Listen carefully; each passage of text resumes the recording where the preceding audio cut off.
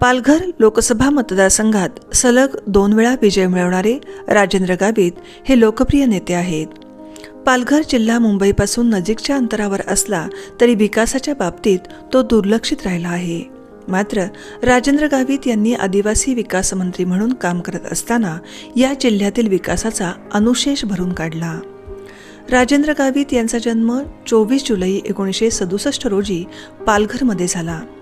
त्यांनी मुंबई विद्यापीठातून BA पर्यंतचं शिक्षण पूर्ण केलं. ते काँग्रेस राष्ट्रवादी काँग्रेस आघाडी सरकारमध्ये आदिवासी विकास मंत्री होते.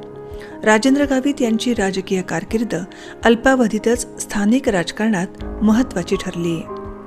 मतदारसंघातील सर्वसामान्यांशी असणारा संपर्क, राजकीय मुत्सद्देगिरी यामुळे त्यांनी जिल्ह्याच्या राजकारणात अढळ असं स्थान मिळवलं. पारदर्शक राजकारण, साधेपणा, मतदारसंघातील प्रश्न सोडवण्याची तळमळ, विकासाच्या दिशेने गतिमान राहत केलेली वाटचाल या बळावर राजेंद्र गावित यांनी जिल्ह्यासह राज्यातील नागरिकांसमोर राजकारणातील क्रियाशीलतेचा वस्तुपाठ घालून दिला. त्यांच्या या वाटचालीचा जाधवर ग्रुप ऑफ इन्स्टिट्यूटला अभिमान वाटतो. त्यांच्या पुढील कार्यासाठी जाधवर ग्रुपच्या वतीनं अनेक शुभेच्छा.